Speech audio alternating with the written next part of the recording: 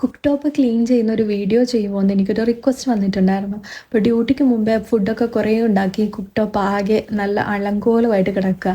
അപ്പോൾ ആദ്യം ഞാൻ വൈറ്റ് വിനീഗർ സ്പ്രേ ചെയ്തിട്ട് അതിലെ എണ്ണയും മെഴുക്കും എല്ലാം ഒന്ന് തുടച്ച് മാറ്റിയെടുക്കുന്നുണ്ട്. തണുത്തിട്ട് വേണം ചെയ്യാൻ, ചെറിയൊരു ചൂടുണ്ട്, അങ്ങനെ ചെയ്യാൻ പാടില്ല കേട്ടോ.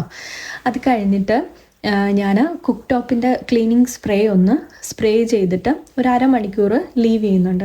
അരമണിക്കൂറിൻ്റെ അതിൽ നല്ലപോലെ ഒന്ന് ആക്ട് ചെയ്തിട്ട് ഇളകി വരാത്ത മെഴുക്കെല്ലാം ഇളകി വന്നോളൂ ഓട്ടോമാറ്റിക്കായിട്ട്. പിന്നെ ജസ്റ്റ് ഒന്ന് ഹെൽപ്പ് ചെയ്യാൻ വേണ്ടിയിട്ടൊന്ന് സ്ക്രബ്ബർ കൊണ്ടൊന്ന് സ്ക്രബ് ചെയ്യുക. ഇത് സ്ക്രബ് ഡാഡിയാണ് കേട്ടോ, സാധാരണ മെറ്റൽ സ്ക്രബ്ബർ കൊണ്ട് സ്ക്രബ് ചെയ്യാൻ പാടില്ല. അപ്പോൾ അതുകൊണ്ടൊന്ന് നന്നായിട്ടൊന്ന് സ്ക്രബ് ചെയ്ത് എല്ലായിടും ഒന്ന് സ്ക്രബ് ചെയ്തതിന് ശേഷം നല്ലൊരു തുണി കൊണ്ട് ഒന്ന് തുടച്ച് മാറ്റാം.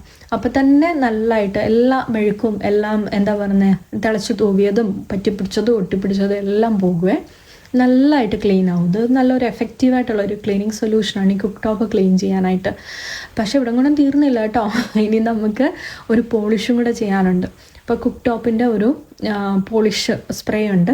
അപ്പോൾ അതും കൂടെ ഒന്ന് അടിച്ച് ഡ്രൈ ടിഷ്യൂ കൊണ്ട് നല്ലതുപോലെ ഒന്ന് തുടച്ച് ഉണക്കി കഴിയുമ്പോഴത്തേന് കുക്ക് ടോപ്പ് നല്ല പളപളാന്ന് മിന്നും. നമുക്ക് മുഖമൊക്കെ തന്നെ നോക്കാൻ പറ്റും, അതുപോലെ തിളക്കായിരിക്കും. ഇത് കണ്ടില്ലേ, ബിഫോർ ആൻഡ് ആഫ്റ്റർ നോക്കിക്കേ, എന്ത് അഴുക്കായിട്ട് കിടന്നിരുന്നായിരുന്നു, ഇപ്പം നല്ലപോലെ ക്ലീൻ ആയിട്ടല്ലേ.